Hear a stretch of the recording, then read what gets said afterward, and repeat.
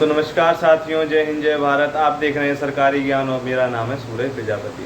तो साथियों, आज की वीडियो को स्टार्ट करते हैं। आज हम पढ़ने वाले हैं 9वें दिन की करंट अफेयर्स की क्लास। ये होगी 9वां पार्ट करंट अफेयर्स का। ठीक है साथियों, तो बिना किसी देरी के इस वीडियो को स्टार्ट करते हैं। अगर ये वीडियो आपको अच्छी लगे तो लाइक शेयर और सब्सक्राइब जरूर कीजिएगा। और साथियों, इस वीडियो के माध्यम से आप ज़्यादा से ज़्यादा लोगों को जोड़ने का प्रयास कीजिएगा ताकि इतनी महत्वपूर्ण क्लास आप तक और आपके दोस्तों तक मिलती रहे। तो चलिए दोस्तों, बिना किसी देरी के वीडियो को स्टार्ट करते हैं।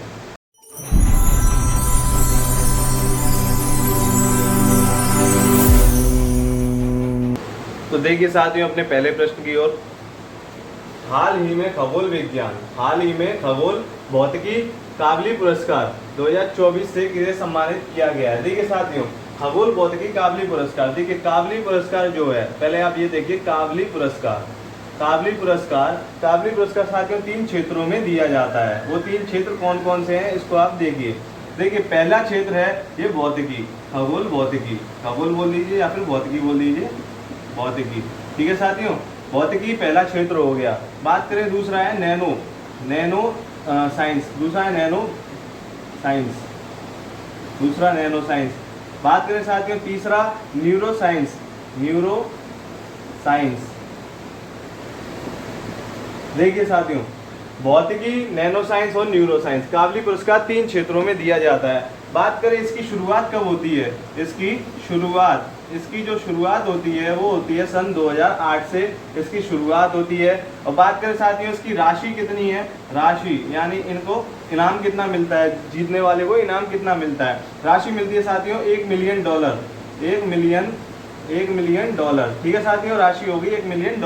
बात करें इसमें जीतने वाले विजेता, इस साल के जो विजेता है साथियों वो कितने व्यक्ति हैं, वो है 8 व्यक्ति।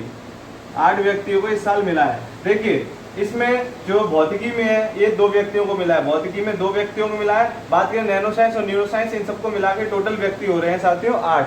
अब देखिए खगोल भौतिकी में मिला है किसको, डेविड चारबोन्यू, सारा सिंगर, रॉबर्ट लैंगर या ए व बी दोनों। देखिए इसका जो आंसर होगा ए व बी दोनों, यानी डेविड चारबोन्यू, सारा सिंगर, ये 2 व्यक्तियों को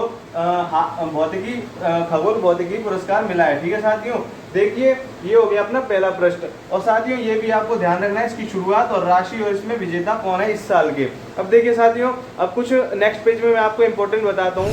देखिए साथियों, आपको बताना है एबेल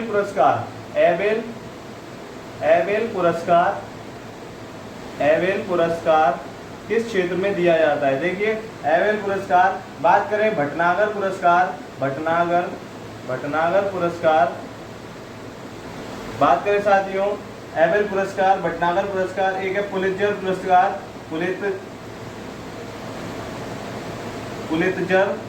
पुलित्जर पुरस्कार। बात करें साथियों प्रित्जर पुरस्कार, प्रित्जकर पुरस्कार।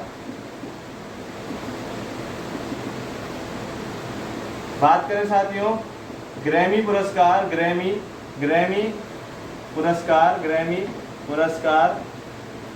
किस क्षेत्र में दिया जाता है। बात करें गौरी लंकेश पुरस्कार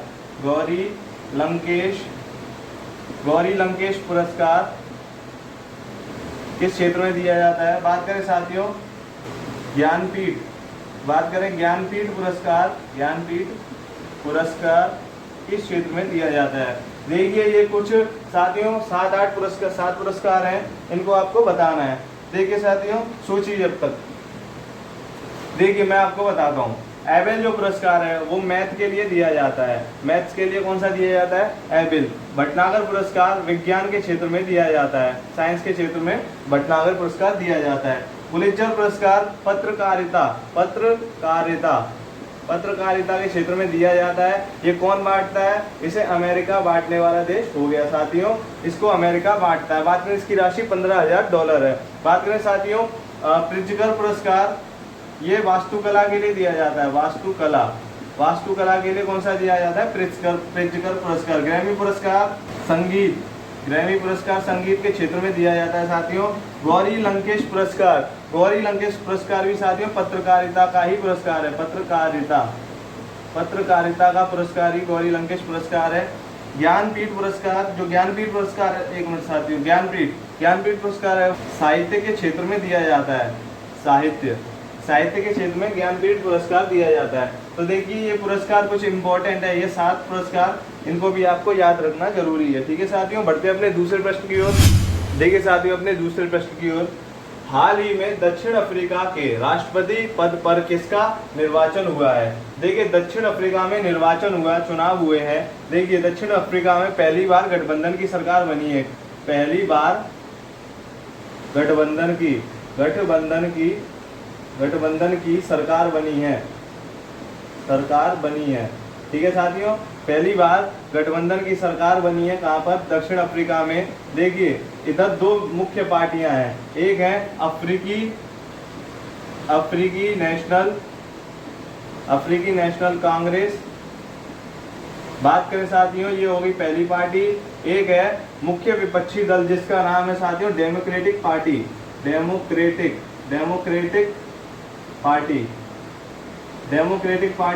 ये मुख्य विपक्षी दल है, मुख्य विपक्षी दल। ठीक है साथियों, ये बड़ी पार्टी है विपक्ष की। ठीक है साथियों, देखिए इस बार जो जीते हैं, इस बार अफ्रीकी दल से, अफ्रीकी नेशनल कांग्रेस की तरफ से जीते हैं, जिनका नाम है सिरिल रामाफोसा जीतने वाले व्यक्ति हो गए। देखिए साथियों ये जो पार्टी है ये किसकी पार्टी है? ये जो पार्टी होगी साथियों ये हो गई नेल्सन मंडेला की, नेल्सन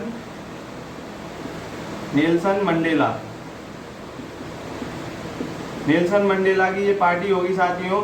ये इन्होंने क्या किया था साथियों? रंग भेद का विरोध किया था, रंग भेद का विरोध किया था, ये इनकी पार्टी होगी साथियों। ठीक है, इन्होंने रंग भेद का विरोध किया था। बात करें नेल्सन मंडेला को भारत रत्न भी मिला है, भारत रत्न 2 व्यक्तियों को मिला है, एक नेल्सन मंडेला, एक खान गफ्फार खान। पहले मिला खान गफ्फार खान को 1987 में, 1987 में। बात करें नेल्सन मंडेला को मिला है 1990 में, 1990 में नेल्सन मंडेला को क्या मिला? भारत रत्न मिला है। अब देखिए साथियों इन्होंने भारत रत्न मिला है। अब देखिए साथियों इनकी जो एक फेमस बुक है, एक फेमस इनकी बुक है जिसका नाम है ए लॉन्ग वॉक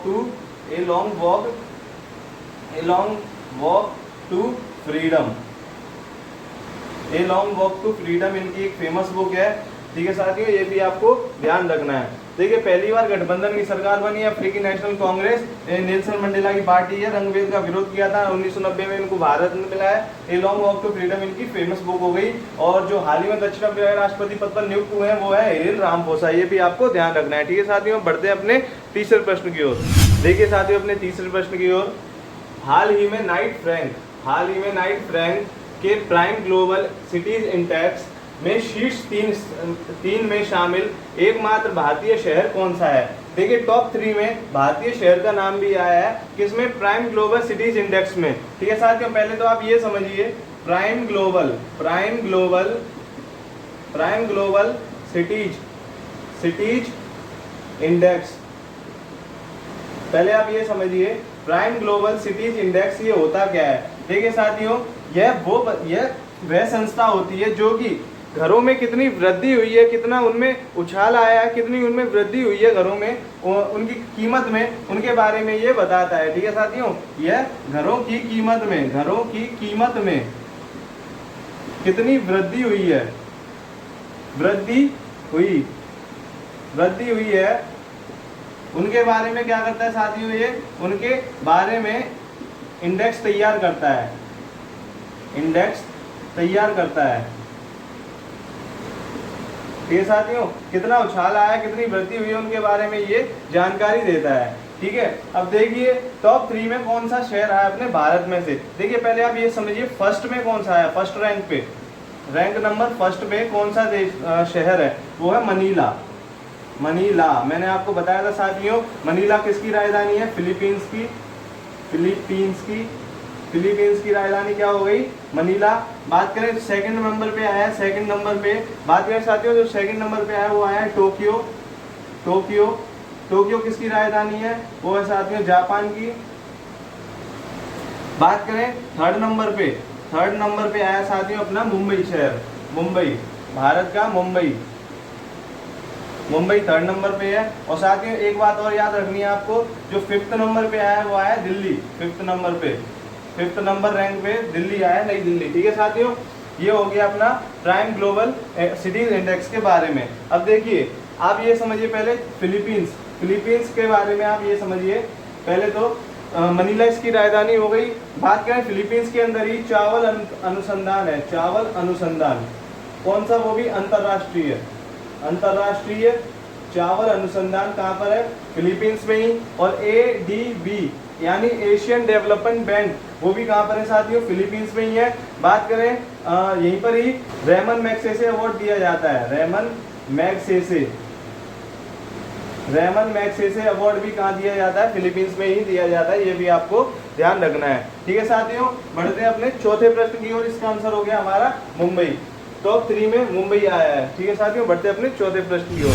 तो देखिए साथियों अपने चौथे प्रश्न की ओर, हाल ही में विमोचित आत्मकथा आई हैव द स्ट्रीट्स एक कुटी क्रिकेट स्टोरी का संबंध किससे है। देखिए साथियों आप इसमें इंपॉर्टेंट टिक कर लीजिए फॉर एसएससी वालों के लिए बहुत ही इंपॉर्टेंट सवाल है, बहुत ही इंपॉर्टेंट है। विमोचित आत्मकथा आई हैव द स्ट्रीट्स एक कुटी क्रिकेट स्टोरी का संबंध किससे है। ये साथियों आई हैव द स्ट्रीट एक कुटी स्टोरी क्रिकेट स्टोरी, ये पहली बात तो ये क्या है, ये एक ऑटोबायोग्राफी है। ये क्या है, ऑटोबायोग्राफी है साथियों, ये एक ऑटोबायोग्राफी है और वो भी किसकी है, आर अश्विन साहब की ऑटोबायोग्राफी है, हमारे क्रिकेटर आर अश्विन साहब की।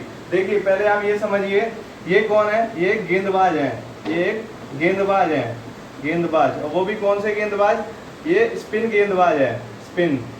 ठीक है साथियों, स्पिन गेंदबाज हो गए कौन, आर अश्विन साहब। अब देखिए ये इनकी ऑटोबायोग्राफी हो गई। बात करें साथियों इसको लिखने वाले, इसके जो लेखक हो गए, इस किताब को लिखने वाले वो कौन है, वो है सिद्धार्थ मोगा साहब हो गए इसको लिखने वाले। ठीक है साथियों, आर अश्विन साहब की ये हो गई, ये एक स्पिन गेंदबाज है, इनकी लेखक है सिद्धार्थ मोगा। ठीक है साथियों, ये भी आपको ध्यान रखना है। अब देखिए साथियों कुछ इंपॉर्टेंट बुक्स हैं, उनके बारे में आपको अगले पेज पे समझाता हूँ। देखिए साथियों ये कुछ इंपॉर्टेंट बुक्स हैं, ये इंपॉर्टेंट बुक्स हैं IMP, इस पे आप टिक कर लीजिए। अब देखिए द आइडिया ऑफ डेमोक्रेसी, ये किसकी बुक है, ये बुक होगी साथियों सैम पित्रोदा की, सैम पित्रोदा साहब की ये बुक हो गई, कौन सी, द आइडिया ऑफ डेस्टिनी। अब देखिए सोर्स कोड बिल गेट्स की हो गई, बिल गेट्स साहब की कौन सी होगी, सोर्स कोड। इसके बारे में साथियों मैंने आपको बताया था, इनकी जो बुक होगी ये 2025 में लॉन्च हो जाएगी। और देखिए इसके बारे में मतलब इस बुक में अपने इनके जीवन के संघर्ष के बारे में दिखाया गया, बिल गेट्स साहब के पूरे जीवन के संघर्ष के बारे में। 4 स्टार ऑफ डेस्टिनी ये बुक हो गई साथियों, ये बुक हो गई हमारे पूर्व सेना अध्यक्ष जिनका नाम क्या है, मनोज मुकुंद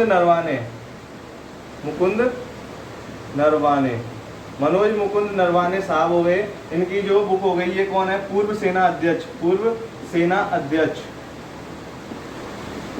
अध्यक्ष मनोज मुकुंद नरवाने साहब की 4 स्टार ऑफ डेस्टिनी बुक हो गई। बात करें बिलीव जो बुक हो गई वो साथियों सुरेश नैना साहब की कौन सी हो गई, बिलीव बुक। बात करें द विनर्स माइंडसेट, ये आपको ध्यान रखना है, ये बहुत इंपॉर्टेंट बुक है, ये कई बार मतलब एग्जाम में पूछ रहे हैं, पूरे चांस बनते हैं। ये साथियों ये हो गई शेन वाटसन साहब की ये बुक हो गई द विनर्स ऑफ माइंडसेट, ये आपको ध्यान रखना है। The idea of democracy Sam Pitroda, source code Bill Gates, 4 star of destiny Manoj Mukund Naravane, believe Suresh Naina, the winners mindset Shane Watson, ये भी आपको ध्यान रखना है। बढ़ते हैं साथियों अपने 5वें प्रश्न की ओर। देखिए साथियों बढ़ते हैं अपने 5वें प्रश्न की ओर। देखिए साथियों इस पे भी आप इंपॉर्टेंट टिक कर लीजिए, IMP वेरी इंपॉर्टेंट है, क्योंकि देखिए साथियों इसमें क्या है मैं आपको बताने वाला हूँ। देखिए पढ़ते हैं, हाल ही में भारतीय सेना में शामिल किया गया पहला स्वदेशी आत्मघाती ड्रोन है जो कि भारतीय सेना में शामिल किया गया है। उसका नाम क्या है, AK-203 दृष्टि, नागास्त्र 1 या फिर प्रवाह। देखिए साथियों पहले आप ये समझिए ये जो स्वदेशी आत्मघाती ड्रोन है इसकी जो खासियत है इसके बारे में आपको बताता हूँ। यह ऐसा ड्रोन है साथियों जो खुद तो मरेगा ही, खुद मरेगा, साथ लेकर मरेगा। ठीक है साथियों, ये इस तरह से बनाया गया है कि साथियों जो दुश्मन का जो हथियार होगा या जो भी उसका जो मिसाइल वगैरह होंगी उसको तो मारेगा ही, साथ में मतलब खुद तो मरेगा ही, उसको साथ में लेकर मरेगा। ये उस तरह से डिजाइन किया गया है, इस तरह से बनाया गया है। ये लाइसोसोम की तरह काम करता है, लाइसोसोम की तरह ये काम करता है। यानी इसको क्या बोलते हैं हम, आत्महत्या की थैली, आत्महत्या की थैली, आत्महत्या की थैली, आत्महत्या की थैली हम किसे कहते हैं, लाइसोसोम को। ये इसी तरह काम करने वाला है। ठीक है साथियों, बात करें इसको बनाने वाले कौन है, इसको बनाने वाले कौन है, इसको बनाने वाली जो कंपनी है, जो बनाने वाली कंपनी है वो है साथियों solar industry. Solar industry company है जो इसको बनाने वाली है। साथियों इसका जो वजन होने वाला है वो 9 किलोग्राम होने वाला है। बात करें इसकी उड़ने की क्षमता, उड़ने की क्षमता जो होने वाली है वो 30 मिनट तक होने वाली है। 30 मिनट तक इसकी उड़ने की क्षमता होने वाली है। देखिए साथियों, और इसका जो निर्माण होगा वो नागपुर में किया जाएगा। कहाँ पर, नागपुर में इसका जो निर्माण किया जाएगा। ठीक है साथियों, ये भी आपको ध्यान रखना है। अब देखिए साथियों, इसका जो आंसर हो जाएगा वो हो जाएगा नागस्त्र वन। ठीक है साथियों, इसको बनाने वाली कंपनी हो गई सोलर इंडस्ट्री। वजन है इसका 9 किलोग्राम, उड़ने की क्षमता इसकी 30 मिनट तक है।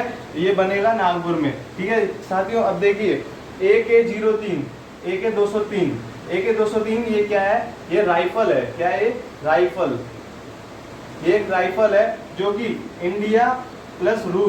इंडिया प्लस रशिया ये दोनों मिलकर बनाने वाले हैं। कहाँ पर, यूपी में, यूपी के कानपुर में ये बनने वाली है। ठीक है साथियों, AK-203। बात करें दिव्य दृष्टि जो होने वाली है ये AI है, AI टूल है। ये AI टूल जो कि चेहरे को पहचानता है, चेहरे को पहचानने वाला पहला AI टूल है ये दिव्य दृष्टि। ठीक है साथियों, ये है प्रभा क्या है, इसरो के द्वारा बनाया गया है, इसरो के द्वारा बनाया गया प्रभा है। ठीक है साथियों, ये एक डिवाइस है। ठीक है साथियों, ये भी आपको ध्यान रखना है।